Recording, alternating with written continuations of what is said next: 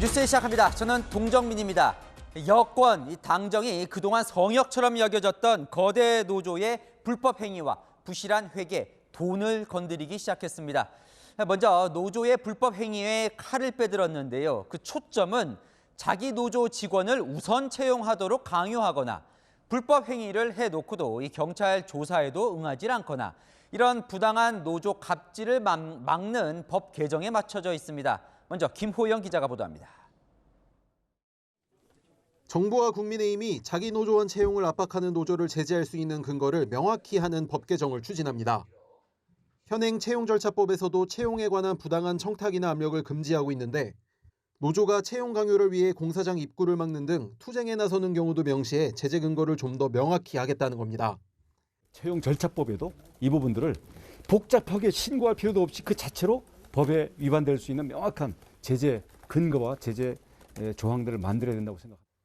채용과 관련한 각종 불법 행위 조사에 불응한 경우도 처벌할 수 있는 조항 신설도 검토되고 있습니다. 크레인 기사들에게 장비 대여료나 임금과는 별개로 월 600에서 700만 원씩 원래비로 지급되는 관행을 불법 행위로 법제화해 면허를 취소하는 방안도 추진합니다. 국토부는 불법 행위 전담 대응팀도 구성해 내년 6월까지 경찰과 함께 특별 단속에 나설 방침입니다.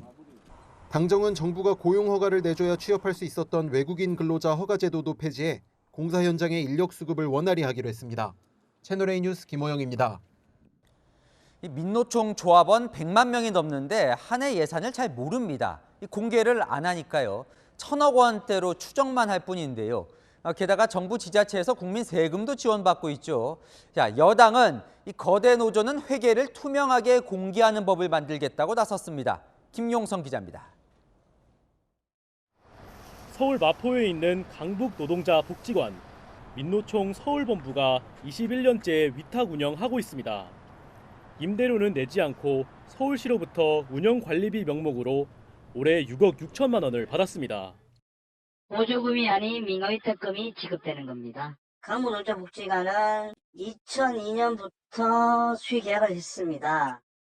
고용노동부도 올해 연구 용역 등을 명목으로 민노총에는 3억 3천만 원, 한국노총에는 29억 원을 지원했습니다. 국민의힘은 국가지자체 지원금에 조합비까지 합치면 민노총 한 해 예산은 1,700억 원으로 추정된다며 재정 투명성을 검증해야 한다고 나섰습니다. 국가 예산이 투입된 이 회계를 공개할 수 없다는 것은 전형적인 내로남불입니다. 300인 이상 대기업이나 공공기관 노조는 매년 회계 자료를 의무적으로 정부에 제출하게 하는 노조법 개정안도 발의했습니다. 기존의 노조 회계는 완전히 깜깜이 회계였습니다. 그래서 노조 비리의 온상이 되었습니다. 정부도 가세했습니다. 고용노동부는 민노총과 한국노총에 지급된 정부 지원금에 대한 조사를 하겠다고 밝혔습니다. 노동계는 반발했습니다. 민노총은 사업비 총액은 연간 200억 원 수준으로 1년 예산이 수천억 원에 달한다는 것은 거짓 선동이라며 맞섰습니다. 정부가 노동 계약을 앞두고 노동계의 반발을 사전에 차단하려 하는 수순이라고 주장했습니다. 한국노총도 국가 보조금에 대해 매년 외부 감사를 받고 고용부에 보고하고 있다며 문제될 게 없다고 반박했습니다. 채널A 뉴스 김용성입니다. 윤석열 대통령이 오늘 청년 200여 명과 간담회를 가졌는데 여기서도 화두는 노동개혁이었습니다. 청년들의 미래를 위해서 반드시 해야 할 일이라고요. 송찬욱 기자입니다. 윤석열 대통령이 노동, 연금, 교육 등 3대 개혁 과제 가운데 가장 먼저 추진해야 할 것은 노동개혁이라고 말했습니다. 청와대 영빈관에서 청년 200여 명을 만난 자리에서 윤 대통령은 노동 유연성과 공정성, 안전, 법적 안정성을 4대 원칙으로 제시했습니다. 그러면서 청년들의 미래를 위해 노동개혁은 반드시 필요하다며 공정한 노동이 안착될 수 있도록 아무리 어려운 길이라도 청년들과 함께 추진해 나가겠다고 말했다고 한 참석자가 전했습니다. 이 개혁이라고 하는 것은 인기 없는 일이지만 회피하지 않고 반드시 우리가 해내야 합니다. 윤 대통령은 앞서 대통령실 참모진에게도 개혁 추진을 위한 사직생의 각오를 주문한 걸로 알려졌습니다. 경제 위기 속에 국민들의 삶이 죽느냐 사느냐의 기로에 서 있기 때문에 우리가 헌신해야 한다며 개혁을 해내지 못하면 우리 모두 여기 있을 이유가 없다고 강조한 겁니다. 구체적인 개혁 로드맵은 내일부터 시작하는 부처 업무 보고에서 집중적으로 다룰 계획입니다. 채널A 뉴스 송찬욱입니다. 소득, 일자리, 부동산, 문재인 정부의 3대 통계 왜곡 의혹, 한덕수 국무총리가 철저한 조사를 촉구했는데요. 이 감사원은 조사 기간을 연장해서 내년엔 본격적으로 청와대 개입 의혹을 조사할 예정입니다. 국민의힘에선 국정조사하자는 말까지 나왔습니다. 김철중 기자입니다. 한덕수 국무총리가 문재인 정부의 통계 왜곡 의혹에 대한 진상규명을 주문했습니다. 재발을 방지한다는 차원에서라도 명확하게 그 사안을 좀 밝혀져야 되는 거 아니냐. 저는 그렇게 생각합니다. 필요하다면 제도개혁까지 해야 한다고 강조했습니다. 국민의힘은 국기문란이라며 국정조사까지 언급했습니다. 국민들 여론을 왜곡시키고자 했다라면은 국회가 나서서 국정조사를 통해서 바로 잡아야 되지 않을까 이런 생각. 하지만 민주당은 서해 공무원 피격 사건에 이은 정치 보복이라고 반발했습니다. 조작 운운하는 것이야말로 정치보복 전의 시즌2다라고 생각합니다. 선택의 문제였던 거지. 감사원은 내년 초 감사 기간을 연장해 조사를 계속할 방침입니다. 문재인 정부에서 소득, 집값, 고용 등 3대 지표가 개선되는 과정에 청와대가 부당하게 개입했다는 의혹을 감사원은 집중적으로 들여다보고 있습니다.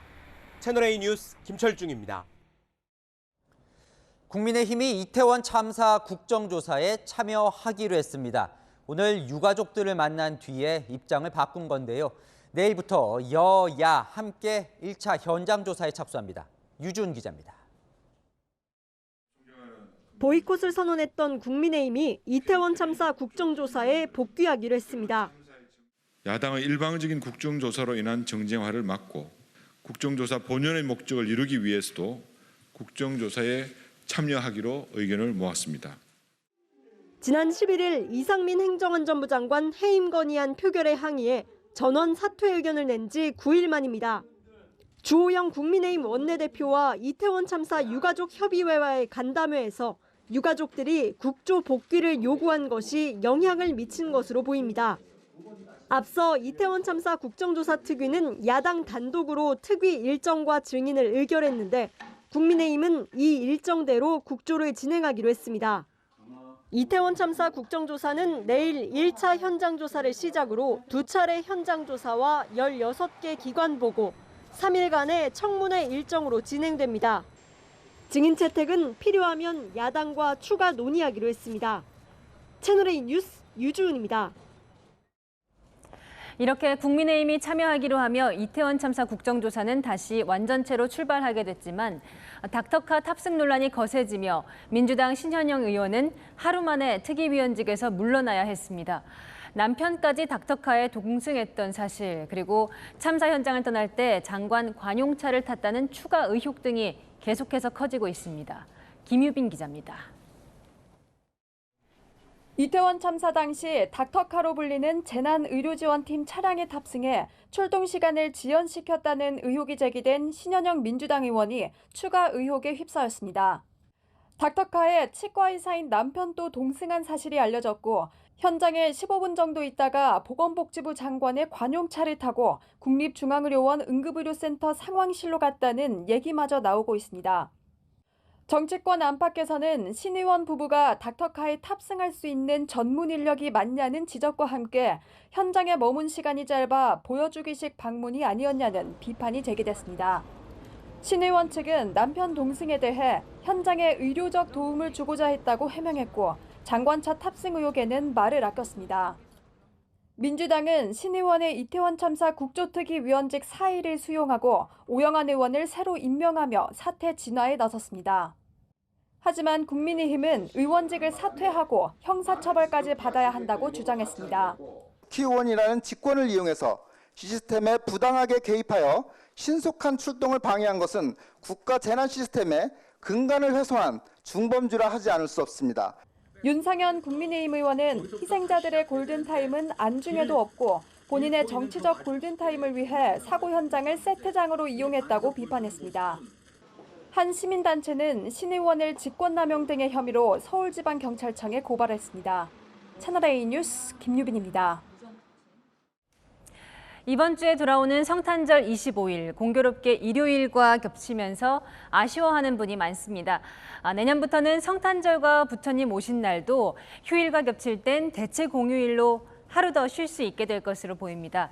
다가오는 내년 부처님 오신 날부터 적용될 수 있습니다. 김단비 기자입니다. 여권이 부처님 오신 날과 성탄절을 대체 공휴일 대상에 포함시키는 방안을 추진합니다. 현행법상 공휴일이 토요일이나 일요일, 다른 공휴일과 겹칠 경우 대체 휴일을 지정할 수 있습니다. 하지만 지난해 7월 관련 법률이 제정될 때 국경일이 아닌 부처님 오신 날 성탄절은 제외됐습니다.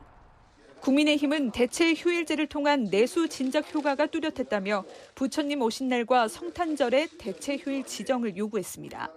내수 진작, 또 국민 휴식권 확대, 종교계 요청 등을 고려해서 정부가 대체 공휴일 지정을 확대하는 것을 검토할 때가 되었다고 봅니다. 대체 공휴일 대상은 대통령이 정할 수 있어 국무회의에서 시행령 개정안을 의결하면 곧바로 적용됩니다. 시행령이 개정된다면 내년 부처님 오신 날의 경우 하루 더 쉴 수 있게 됩니다. 정부도 긍정적이라 내년 시행 가능성은 높습니다. 주무부처인 인사혁신처는 관련 부처 간 협의해 보겠다고 밝혔습니다. 채널A 뉴스 김단비입니다.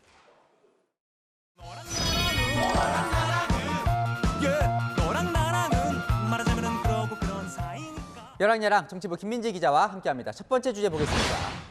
오늘 국회에서 눈물의 간담회가 열렸다면서요. 맞습니다. 이태원 참사 유가족들이 국민의힘을 찾았습니다. 참사 발생 52일 만에 얼굴을 맞댄 자리에서 유가족들은 눈물을 흘렸습니다.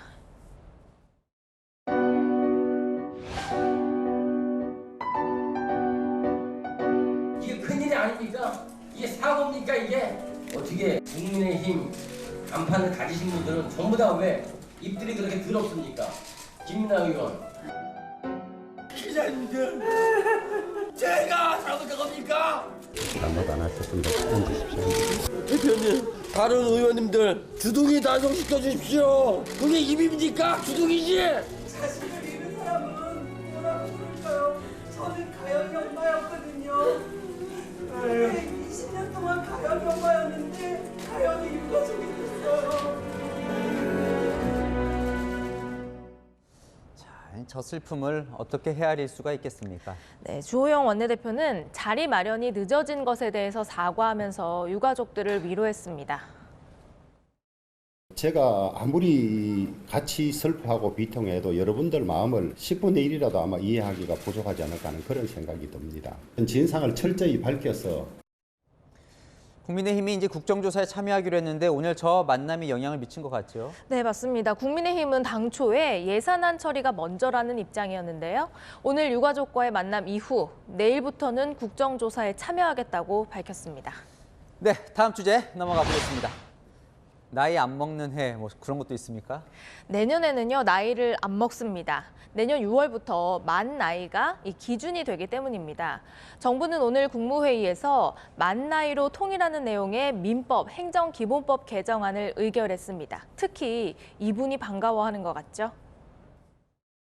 제가 왜 80이 넘었어요? 대통령 잘 뽑아가지고 1월 1일 지나면 2살 내려줍니다. 지금 1살 내려줬고 바이든 대통령도 출마 열려 있잖아요. 저랑 동갑인데 제가 훨씬 건강해요.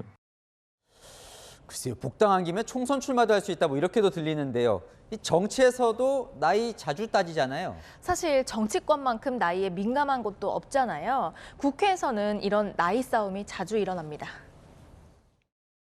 염치가 없다. 정말로 뻔뻔하다. 그런데 얘기하는 게 더 뻔뻔해. 말을 그렇게 함부로 안 하고. 뭘 함부로해?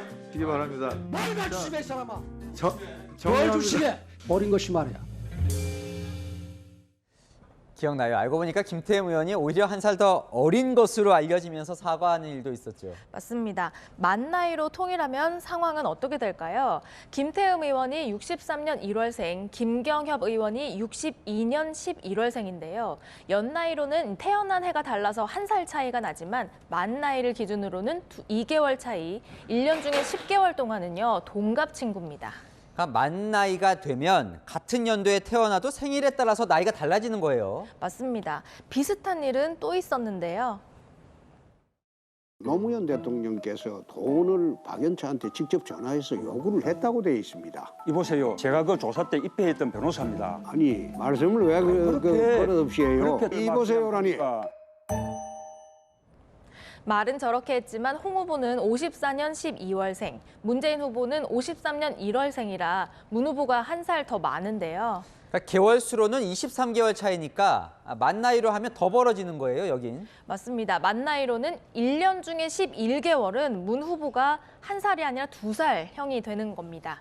사실 정치에 나이가 중요할까요? 내년에는 모두 한두 살 젊어지는 만큼 생각도 젊게, 나이 묻지 말고 열심히 일해 주시기 바랍니다. 네, 지금까지 여랑야랑이었습니다. 자, 저희 채널A는 인천 미추홀구에서 벌어진 깡통 전세 아파트 추적 보도를 계속 해왔는데요. 세입자들 어느 때보다 추운 겨울을 보내고 있습니다. 대부분 세대가 경매로 넘어갔지요. 보일러가 얼고 곰팡이가 피고 누수로 천장이 내려앉아도 이 수리를 해달라고 말할 집 주인이 연락이 안 됩니다. 속 터지는 목소리들 김지훈 기자가 현장 취재했습니다. 인천 미추홀구의 나홀로 아파트. 전체 136세대 가운데 86세대가 경매로 넘어간 곳입니다. 거실 천장은 뻥 뚫렸고 단열재와 건물뼈대가 훤히 보입니다. 3년 전부터 옥상에서 아래층으로 물이 새기 시작하면서 천장 마감재가 무너져 내린 겁니다. 이번 한파와 눈 때문에 천장이 주저앉을까 걱정입니다. 옥상에서 이제 있으면 추우면 그게 얼어 있잖아. 그러다 그 녹으면 이제 그게 물이 돼서 이제 여기로 이제 스며드는 거잖아요. 아래층으로. 그거 우리 집만 그러는 게 아니라 15층 전체가 다. 상황이 이런데도 집주인 2명은 연락이 두절됐습니다. 전화를 일체 안 받아요. 이것도 억울해서 죽겠는데 집이 이렇게 해서 경매로 막 이렇게 된다고 하니까 사람들이 지금 생활이 제일 어렵고 이런 사람들이 왜 이런 피해까지 왜 당해야 되냐고. 차로 5분 거리에 있는 또 다른 나홀로 아파트도 마찬가지입니다. 혹시나 하고 이 천장을 들어봤는데 여기 물이 가득 쌓여서 물이 그대로 막 쏟아지더라고요. 팍팍 소리 들리는 것 때문에 샤워하다가 와이프가 놀래가지고 뛰어나오고 그래서 아예 불을 끄고 문을 열어놓고 샤워하는 현상까지. 한파에 보일러가 얼면서 4살짜리 아이를 이틀 동안 씻길 수도 없었습니다. 제가 그 선물로 저는 씻었는데 아기는 나이가 어리고 경매조차 그러니까 작년 4월부터 문자를 계속 안 받으셨고요. 통화차도 안 됐었습니다. 이번 한파에 수도관이 얼어서 물이 역류된 아파트도 있습니다. 여기 지금 둥둥 떴네. 물이 둥둥 떴어. 어머머머머. 앞서 원희룡 국토교통부 장관은 추가 전세 피해 센터를 인천시에 가장 먼저 설치하겠다고 밝혔습니다. 세입자들은 실질적인 대책이 필요하다고 입을 모았습니다. 말로만 하는 게 아니라 행동으로 보여줬으면 좋겠어요. 작은 공간이라도 진짜 따뜻하게 있고 싶어요. 그냥 애들이랑. 채널A 뉴스 김지윤입니다. 최근 1000채 넘는 빌라를 임대하던 40대 빌라왕이 갑자기 세상을 떠나서 이 세입자들 전세금 반환이 어려워졌다는 소식 전해드렸었는데요. 이 전국 곳곳에 제2, 제3의 빌라왕들이 활개를 치고 있습니다. 이 정부가 비슷한 전세 사기 의심 사례를 대거 적발해 경찰에 수사 의뢰했습니다. 박지혜 기자입니다. 서울의 한 빌라촌. 40대 임대업자 A씨는 자기 돈 한 푼 안 들이고 세입자 전세 보증금으로만 빌라 6채를 사들였습니다. 그리고 보증금 돌려줄 때가 되자 서류로만 존재하는 법인에 빌라를 전부 판 것으로 처리하고 잠적했습니다. 다른 2명의 임대업자도 같은 수법으로 깡통법인에 장부상 넘긴 빌라가 11채에 달합니다. 정부는 빌라왕 사례와 유사한 무자본 갭 투자 피해로 보고 경찰에 수사를 의뢰했습니다. 서로 아는 관계냐, 공모한 관계냐, 그거는 이제 수사를 해봐야 나오는 거고, 저희가 보기에는 이제 동일한 법인에 이렇게 넘겼기 때문에 다 한 통속이지 않냐 지금 그런 생각을 갖고 있는. 지난 9월부터 11월까지 전국 전세 피해 지원센터에 접수된 사기 의심 사례는 모두 106건. 피해액은 최소 171억 원에 달합니다. 여기엔 숨진 빌라왕 김모 씨 관련 피해 사례도 16건이나 포함돼 있습니다.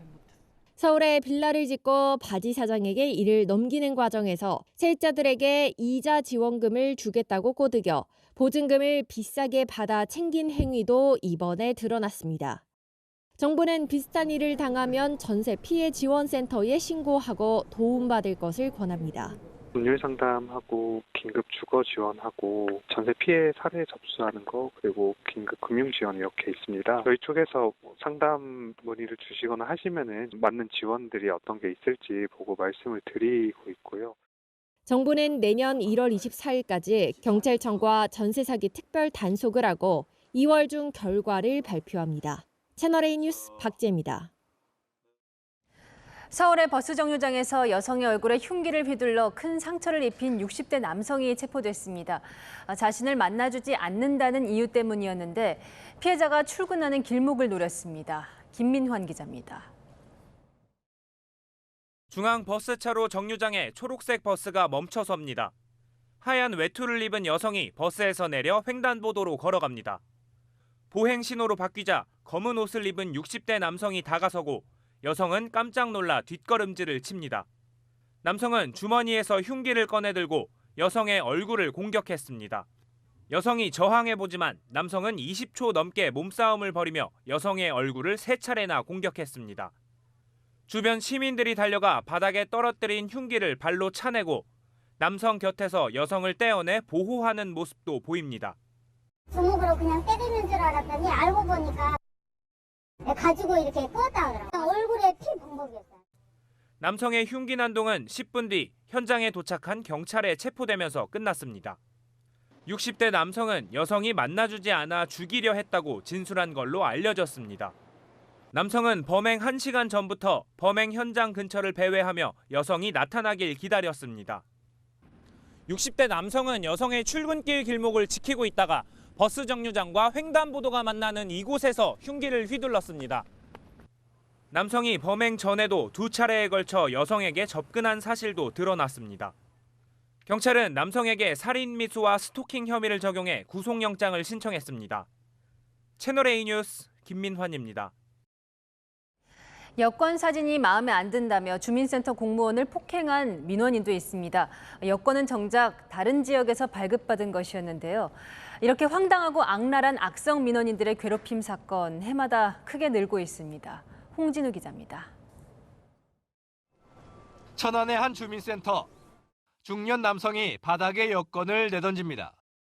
주민센터 직원이 여권을 주워 살펴보고 말을 건네는 순간 남성이 직원의 뺨을 때립니다.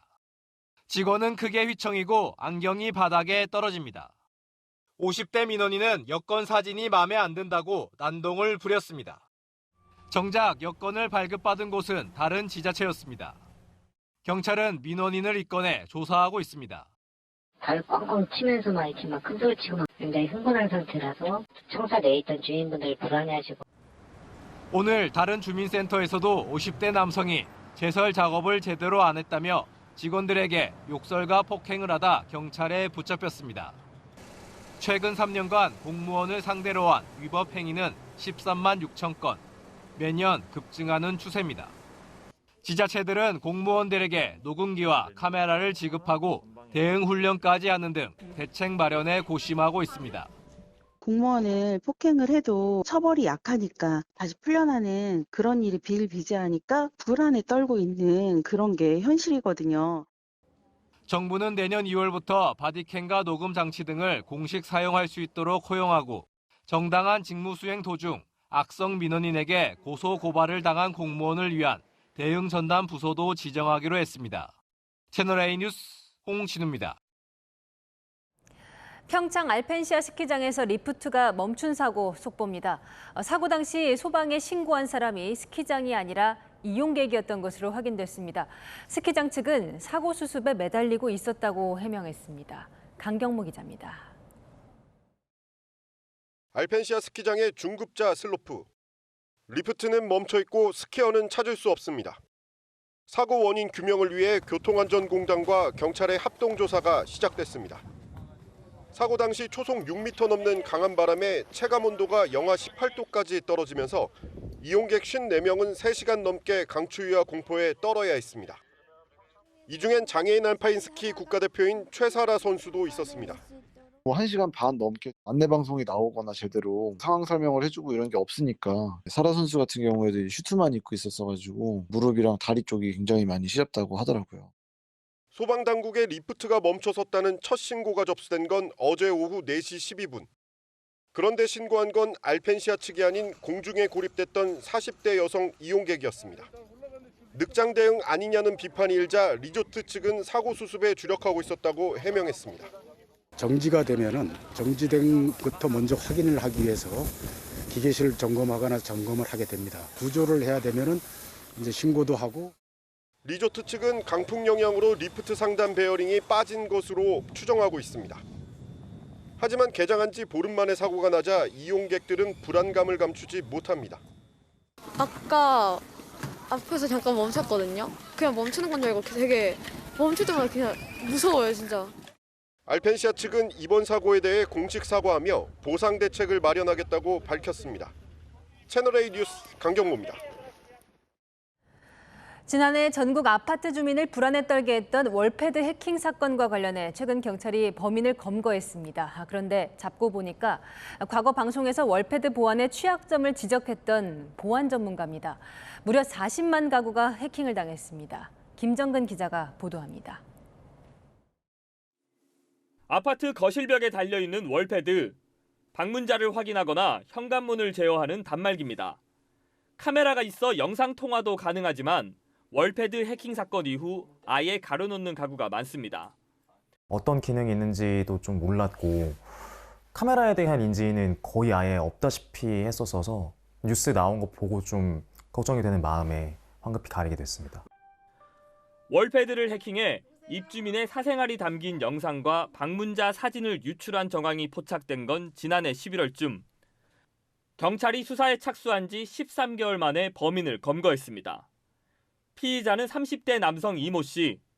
지난 2019년 한 방송 뉴스에 보안 전문가로 출연해 해킹을 시연하며 보안 취약점을 설명했던 인물이었습니다.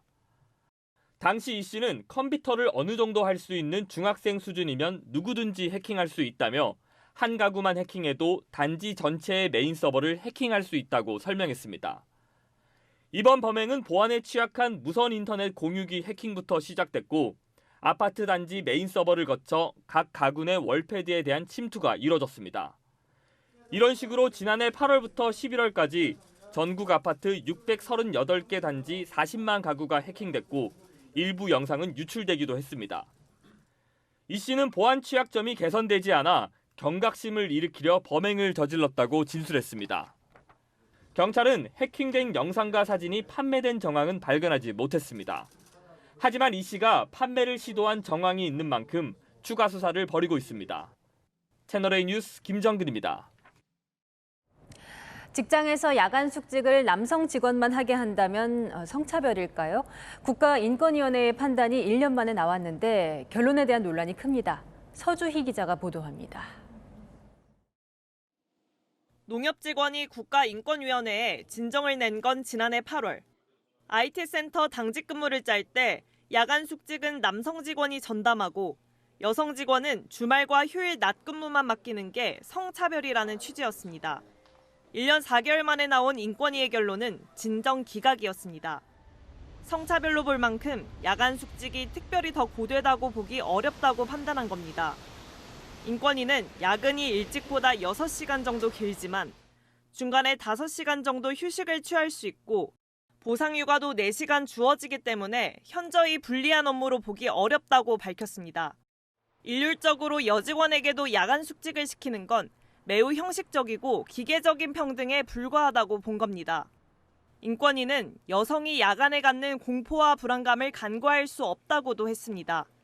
인권위가 보안시설이 발전해 여성도 숙직에 어려움이 없다면 성별 구분 없는 당직이 바람직하다고는 했지만 온라인 커뮤니티에는 인권위 결정을 비판하는 댓글이 이어지고 있습니다.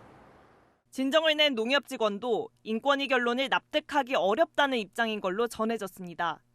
농협 측은 인권위 결정 취지를 파악해 당직 근무 체계를 논의할 예정이라고 밝혔습니다. 채널A 뉴스 서주입니다. 최근 꿀벌이 집단 폐사하며 벌꿀 구하기가 어려워지고 있다고 전해드렸습니다. 그러다 보니 시럽이라고 부르는 액상과당을 섞은 가짜 벌꿀을 판매한 업체가 적발됐습니다. 이렇게 양을 4배 이상 늘려서 14억 원어치나 유통시켰습니다. 서상희 기자입니다. 충남 공주시의 한 공장. 식약처 조사관들이 압수수색을 벌입니다. 창고 한켠에 비어있는 흰색 플라스틱 통이 가득합니다. 이건 뭐죠? 여기에 저희 꿀 사온 것들 남은 통들. 이 업체가 판 꿀입니다. 100% 벌꿀이라며 품질 보증 문구까지 붙여놨습니다. 하지만 가짜였습니다. 업체 대표 이모 씨는 2019년부터 올해 4월까지 양봉 농가에서 사들인 벌꿀에 액상 과당을 섞었습니다. 가짜 벌꿀을 만들 때 사용되는 이성화당입니다. 직접 먹어보겠습니다. 단맛인데요. 설탕에 보통 1.4배 정도 단맛을 내며 청량 음료를 만들 때 사용됩니다. 1kg에 6,000원에서 9,000원인 벌꿀에 비해 액상 과당은 가격이 10분의 1 수준에 불과합니다. 이 씨는 벌꿀 56톤에 액상 과당을 섞어 4배 이상인 227톤까지 늘렸습니다. 명절 선물 세트 등으로 전국에 유통된 가짜 꿀은 14억 5천만 원어치. 현찰로만 거래하고 거래 기록도 남기지 않는 등 치밀함을 보였지만 결국 덜미가 잡혀 검찰에 넘겨졌습니다. 식약처는 최근 꿀벌 집단 폐사 등으로 벌꿀 가격이 오르자 범행을 한 것으로 보고 있습니다. 양을 늘리기 위해 벌꿀의 액상과당과 감미료 등 다른 식품을 섞는 건 엄격히 금지돼 있습니다. 하지만 육안이나 맛으로는 가짜와 진짜를 구별할 수 없다 보니 근절되지 않고 있습니다.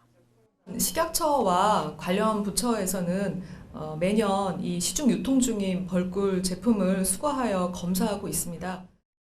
소고기처럼 정부가 품질을 평가해 가짜 꿀을 가려내는 벌꿀 등급제는 내년부터 정식 시행됩니다. 채널A 뉴스 서상입니다. 얼마 전 울산의 농장에서 키우던 곰이 탈출해 농장 주인 부부를 숨지게 하는 끔찍한 사고가 있었죠. 이렇게 곰 농장에서 곰이 탈출하는 사고가 이어지고 있는데 사유재산으로 인정돼 위험하게 방치된 곰들 적지 않습니다. 다시 간다 남영주 기자입니다.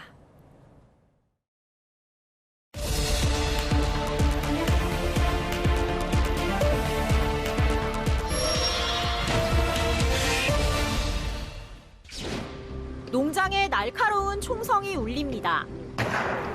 섰다. 지난 8일 탈출했던 반달곰이 엽사의 총에 맞아 사살됩니다. 곰은 농장주 부부를 덮쳐 숨지게 했습니다. 부부가 지난 2018년 경기도 용인의 농장에서 데려와 기르던 곰이었습니다. 경기도 농장에서 계약을 해서 임대했다 돼 있거든요. 계속 돌려보내라고 얘기를 하고 있었습니다. 곰을 임대해줬다는 용인의 농장을 찾아가 봤습니다. 산 중턱에 바닥이 철망으로 된 뜬장이 길게 놓여 있습니다. 환경당국은 이 농장에서 불법 증식한 새끼곰을 울산 농장에 보낸 걸로 의심하고 있습니다. 곰은 사육용과 전시 관람용으로 구분되는데 증식이 가능한 건 동물원에 있는 전시 관람용 곰뿐입니다. 그런데 용인 농장에는 전시 관람용 곰들이 있는 것으로 환경당국은 파악하고 있습니다. 멸종 위기종인 반달곰은 매매도 금지돼 있습니다. 농장주는 임대라고 주장하는 반면 환경당국은 임대를 가장한 매매로 보고 소송을 벌이고 있습니다. 용인 농장에서도 곰이 탈출한 이력이 있습니다. 지난해 곰이 2차례나 탈출한 농장입니다. 철창 너머엔 곰의 모습도 보이는데요. 이곳엔 웅담 채취를 위해 곰 13마리를 사육 중입니다. 농장주는 지난해에도 불법 증식 혐의가 인정돼 징역형을 살고 출소했지만 지금도 곰을 사육하고 있습니다. 곰이 탈출할까 봐 주민들은 불안합니다. 여기 아이들도 많아요. 한동안 곰이 이제 탈출했을 때는 못 걸어 다녔어요. 녹이 슬고 오래된 철장이긴 한데 곰이 힘이 세잖아. 민가랑 너무 가깝고 저기 다 등산로거든요. 위험하잖아요. 시설 개선 명령을 내리고 있거든요. 근데 이제 그 농장주분이 저희가 원하는 것만큼은 이제 안 되고 있는 게 사실이고, 곰도 사실 사유재산이고 그쪽에 있는 땅도 다 사유재산이라고요. 1981년 농가소득 증대를 명분으로 시작한 반달곰 수입은 4년 만에 멸종 위기종 보호 목적으로 금지됐습니다. 문제는 수입 금지 전 들여와 사육이 허가된 곰이 불법 증식에 쓰여도 사유재산이라는 이유로 몰수나 처벌이 어렵다는 겁니다. 담당 기관에서도 인지는 하고 계세요. 곰도 사유재산으로 속하기 때문에 뺏어올 수 있는 상황이신 거죠. 전국에 사육되는 반달곰은 319마리. 사육 농장도 22곳에 이릅니다. 비위생적이고 탈출 위험이 높은 곳도 적지 않습니다. 바닥이 다 이렇게 썩어서 이게 내려앉아요. 다. 근데 용접을 하려고 하면은 많은 돈이 들어가거든요. 자발적으로 이거 하기가 굉장히 어렵고. 올해 초 정부와 농가는 곰 사육을 종식하고 국가가 보호시설에서 관리하는 내용의 협약을 맺었습니다. 지난 5월 관련 법안이 발의됐지만 국회 문턱을 넘지 못하고 있습니다. 논의의 우선순위에서 밀렸기 때문입니다. 관련 법이 시행되기 전이라도 탈출 사고를 막을 대책이 시급해 보입니다.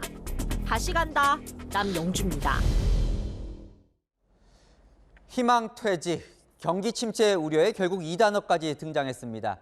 연말 대기업 금융권 가리지 않고 인력 감축 칼바람이 불고 있습니다. 희망퇴직을 받는 나이도 40세로 젊어졌습니다. 강유현 기자입니다. 고금리 영향으로 증시와 부동산 시장이 직격탄을 맞자 내년 실적 부진을 우려한 증권사들이 비용 절감을 위해 선제적으로 희망퇴직을 받고 있습니다. KB증권은 최근 40세 이상을 대상으로 희망퇴직 신청을 받았습니다. 다올투자증권은 경영직군 상무 이상 임원들이 사직서를 제출했습니다. 노조가 희망퇴직에 반대하는 증권사도 있습니다. 자율로 진행이 되지 않았어요. 회사가 나가줬으면 하는 직원들을 대상으로 하는 면담 과정은 이미 수차례 있었고, 가전 소비가 얼어붙자 LG전자 제품을 판매하는 하이프라자는 벌써 올해만 3번째 희망퇴직을 받았습니다. 업계 1위인 롯데 하이마트도 예외는 아닙니다. 작년부터 시장이 계속 침체되고 있고 내년도 낙관할 수 없기 때문에 실적 개선을 위해 희망퇴직 신청을 받게 됐습니다. 올해 사상 최대 실적이 전망되는 해운사 HMM은 내년 물동량 감소를 우려해 희망퇴직에 돌입했습니다. 사상 최대 이익을 낸 우리은행과 NH농협은행 등 은행권도 마찬가지입니다. 노동시장이 경직적인 상황에서 경기 침체가 가속화되는 경우에는 인적 구조조정이 우선시될 수밖에 없는 상황. 희망퇴직 대상 연령대도 40대로 낮아지면서 내년 고용 한파는 더 매서워질 것이란 전망이 나옵니다. 채널A 뉴스 강유현입니다. 서민 간식의 상징 붕어빵, 원재료 상승으로 이 붕어빵 장수들 힘들다는 소식 전해드렸었는데요. 이 발상을 전환해서 MZ세대들이 그 붕어빵 장사에 뛰어들고 있습니다. 과거와는 다른 방식으로 개척해 손님들이 이렇게 줄을 서고 있다는데 그 비법이 뭘까요? 백승우 기자가 가봤습니다. 가게 앞에 긴 줄이 늘어섰습니다. 붕어빵을 사기 위해 문이 열기 전부터 기다리는 겁니다. 대기해주세요. 15분 생각하셔야 돼요. 네. 24살 최정윤 씨는 석 달 전 아버지가 운영하는 분식집 앞에서 붕어빵 장사를 시작했습니다. 불과 일주일 만에 매출이 역전되면서 본격적으로 뛰어들었습니다. 아빠 매출을 금방 이겨버린 거예요. 하루에 100만 원 이상은 파는 것 같아요. 하루에 그래도 한 800, 900마리? 많이 팔 때 1000마리 이상? 팥이나 슈크림부터 고구마와 초코, 피자, 콘치즈 등 이색 붕어빵이 입소문을 탔습니다. 붕어빵이 예전에 비해서 너무 파는 데가 없어졌어요. 그 정도로 붕어빵이 귀해졌고 새로운 붕어빵이 많이 나오면서 사람들이 더 관심을 많이 갖는 것 같기도 해요. 이평남짓한 작은 공간에서 붕어빵 장사를 시작한 25살 김민재 씨와 22살 김세진 씨. 초기 비용이 적고 전문 지식이 필요 없다는 점에 용기를 냈습니다. 압구정하고 신사에 붕어빵집이 하나도 없다는 거예요. 전문적인 지식이 많이 필요하지는 않다 보니까 붕어빵을 하게 됐어요. 한 개에 4,000원씩 하는 비싼 가격에도 한 달도 안 돼 사람들이 몰려들었습니다. SNS에 새로 개발한 붕어빵 사진을 올리는 등 적극적인 홍보가 큰 힘이 됐습니다. 저는 인천 살고 친구는 남양주 사는데 또 여기 특이한 게 있다 해서 차 타고 여기까지 직접 왔습니다. 복고 열풍에 저렴한 창업 비용까지 남다른 경험에 큰 의미를 부여하는 MZ세대에게 붕어빵 장사가 새로운 트렌드가 되고 있습니다. 채널A 뉴스 백수호입니다. 요즘 영하 10도 강추위도요. 인생샷 한 장 건지겠다는 MZ세대들의 의지는 꺾지 못합니다. 오픈런까지 해야만 찍을 수 있다는 크리스마스 사진 명소들 조현선 기자가 다녀왔습니다. 반짝이는 트리의 화려한 장식, 마치 유럽의 크리스마스 시장에 온 듯합니다.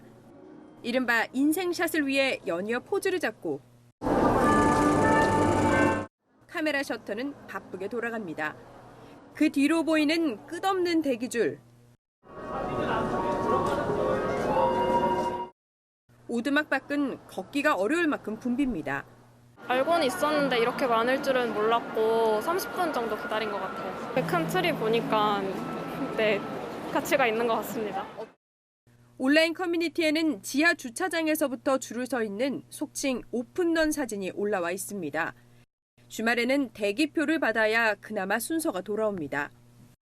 평일 한낮이지만 제 뒤로 가득한 인파 보이시죠? 크리스마스 장식마다 기본 30분 이상 기다려야 합니다. 이렇게 어렵게 찍은 사진들을 마치 성지순례 사진처럼 SNS에 올리면서 연말을 즐기는 겁니다. 아침에 왔는데 오두막은 사람이 너무 많아서 못 들어가고 유명하다고 해서 가볼 생각이에요. 추억? 그리고 행복? 북극 한파도 사진 찍기를 막지 못합니다. 해가 지면 더욱 화려해지는 이곳은 지난해부터 연말 촬영 명소로 떠올랐습니다.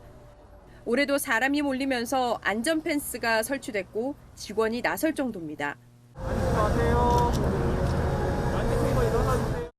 너무 예뻐서 이때 아니면 이걸 볼 수가 없으니까 추워도 보러 오자 하고 뭔가 나도 이런 데 이쁜 데 다녀왔다 이런 거? 핫하죠.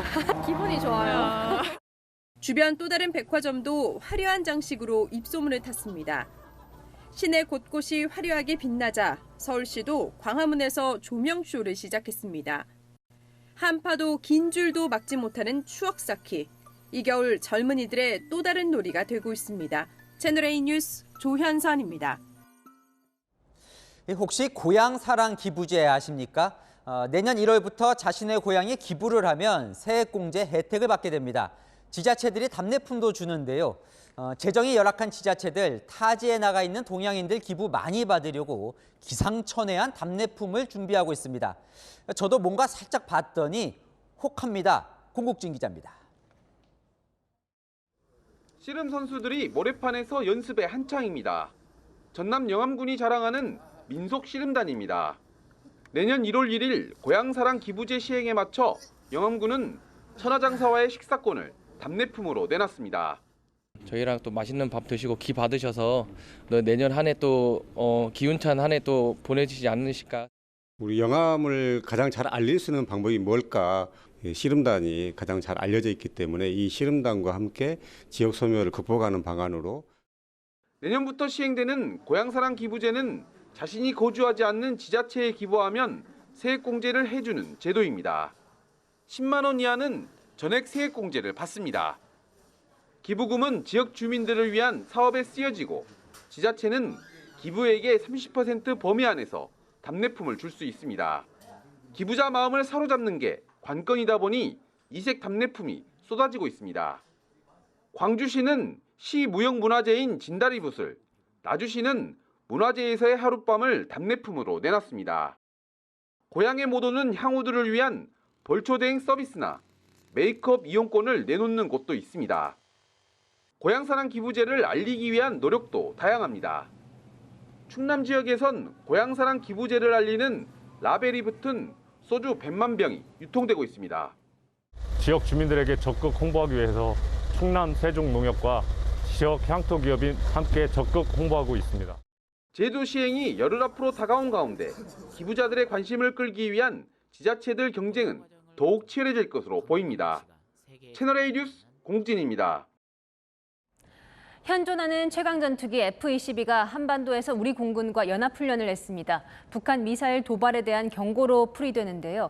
이에 앞서 북한 김여정은 남한을 원색적으로 비난하는 담화를 또 내며 ICBM 정상각도 발사 위협도 했습니다. 김성규 기자입니다. 현존하는 최강의 전투기로 꼽히는 5세대 미 전투기 F-22 랩터가 B-52H를 호위합니다. 우리 공군 전투기 F-35A, F-15K도 호위 대열에 합류하며 한미 연합 공중훈련이 열렸습니다. 일본 오키나와현 가데나 공군기지에 있던 F-22가 한반도에 전개된 것은 2018년 5월 이후 4년 7개월 만입니다.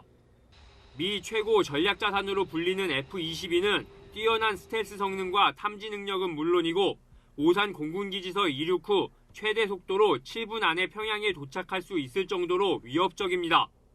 이번 주 군산기지에 머물며 한미 연합훈련을 펼치는 것 자체가 강력한 대북 경고 메시지라는 해석이 나옵니다. 굳건한 한미 연합 방위 태세를 유지하는 가운데 북한이 추가 중대 도발을 할 경우 단호하고 엄중히 대응해 나갈 예정입니다. 이런 가운데 북한도 가장 위협적인 무기인 대륙간 탄도미사일을 정상 각도로 발사할 수 있음을 시사했습니다. 김여정 노동당 부부장은 담화문을 통해 북한의 ICBM 재진입 기술 검증 부족을 지적하는 한미에 대해 곧 해보면 될 일이고 곧 보면 알게 될 일이라고 위협했습니다. 또 노동신문은 불가피한 상황이 조성되면 강력한 핵 선제 공격을 가할 수 있다는 것을 온 세계에 선포했다며 압박을 이어나갔습니다. 채널A 뉴스 김성규입니다. 지난해 미 의회 난입 사태를 조사한 하원 특위가 트럼프 전 대통령을 기소하라고 법무부에 권고했습니다. 대선에 불복한 시위대가 의사당에 향한 일에 트럼프 전 대통령의 직접적인 책임이 있다는 결론을 낸 겁니다. 워싱턴 유승진 특파원입니다. 지난해 1월 6일 대선 불복을 주장하며 미 연방의회 의사당으로 향했던 트럼프 전 대통령 지지자들. 이 사태의 진상 규명을 위해 만들어진 미 하원 특별위원회가 지난 1년 반 동안 이어진 조사 결과를 발표했습니다. 특위는 트럼프의 가족부터 측근까지 1,000명이 넘는 인물을 인터뷰하며 방대한 증거들을 수집해 트럼프를 형사 처벌해야 한다는 결론을 냈습니다. 특히 시위대의 의사당 난입은 트럼프의 직접적인 책임이 있다고 봤습니다. Right here, we're going to walk down to the Capitol. You have to show strength and you have to be strong. 트럼프를 반란 선동과 업무 방해 등의 혐의로 기소하라는 권고도 법무부에 전달됐습니다. No man who would behave that way at that moment in time can ever serve in any position of authority in our nation again. He is unfit for any office. 최종 보고서에 앞서 공개된 요약본에는 1월 6일 사태의 핵심 원인은 단 한 사람, 트럼프 전 대통령이며 그가 없었다면 사태는 일어나지 않았을 것이란 문장이 담겼습니다. 미 의회 차원에서 전직 대통령을 향해 형사처벌 권고 결정을 내린 건 이번이 처음입니다. 특위의 이번 결정은 법적 구속력은 없지만 당장 2년 뒤 대선 출마를 선언한 트럼프의 정치 행보에는 적잖은 타격이 될 전망입니다. 워싱턴에서 채널A 뉴스 유승재입니다. 카타르 월드컵 정상에선 아르헨티나 선수들이 귀국했습니다. 아르헨티나는 올해 물가가 100% 가까이 오를 만큼 경제난에 시달리고 있는데요. 국민들은 금이 환영한 축구 전설을 보며 잠시나마 시름을 달랬습니다. 정윤철 기자입니다. 축구의 신 메시가 월드컵 트로피를 흔들며 비행기에서 내립니다. 36년 만에 월드컵 정상을 밟은 뒤 금이 환영한 아르헨티나 선수들. 흥겨운 음악 속에 출발한 차량 퍼레이드는 장관이었습니다. 아르헨티나 정부는 오늘을 공휴일로 지정했습니다. 현지 시간 새벽 3시에 퍼레이드가 시작되는데도 수만 명의 팬들이 거리로 나와 선수들을 맞이했습니다. 극심한 경제난에 시달리고 있는 아르헨티나 국민들에게 선수들은 영웅이었습니다. Teníamos que sufrir como argentinos que somos. Nada es fácil, pero bueno, acá estamos celebrando. Este era el año, sin dudas. 조별리그부터 결승까지 모든 라운드에서 골을 터뜨리며 우승을 이끈 메시는 온라인에서도 최고 인기 스타가 됐습니다. 메시가 인스타그램에 올린 우승 사진이 역대 스포츠 선수 최다인 5천만 개 이상의 좋아요를 획득한 겁니다. 기존 기록은 메시의 라이벌 호날두의 게시물로 두 선수가 체스 대결을 펼치는 사진이었습니다. 아쉽게 준우승에 그친 프랑스 선수들도 고국에서 환영을 받았습니다. 선수들은 광장에 모인 수천 명의 팬들을 향해 손을 흔들며 감사를 표했습니다.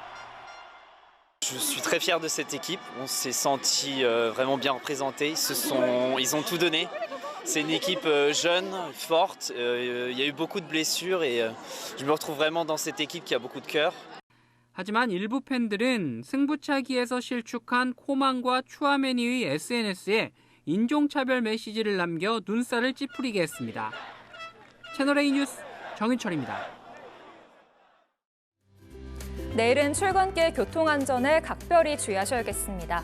중부와 경북 북부를 중심으로는 대설 예비특보가 내려졌는데요. 내일 출근길 시간당 3cm 안팎의 강한 눈이 예상돼 도로 혼잡이 극심할 것으로 보입니다. 특히 경기 북부와 강원 많은 곳에는 15cm가 넘는 폭설이 쏟아지겠고요. 서울 등 수도권과 충북, 경북 북부에도 최고 8cm의 많은 눈이 예상됩니다.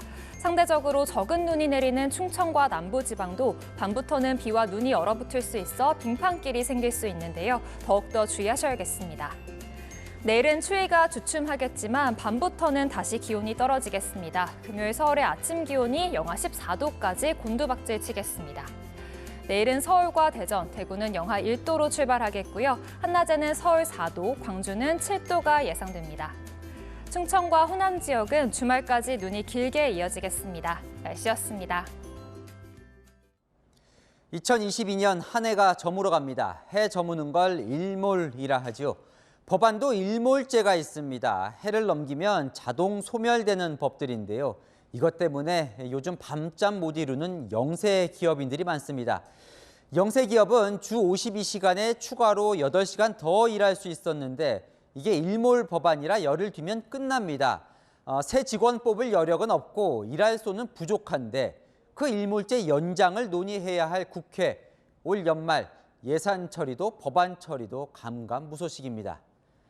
마침표 찍겠습니다. 일몰 다가오는데 국회는 허송세월. 뉴스에 마칩니다. 감사합니다.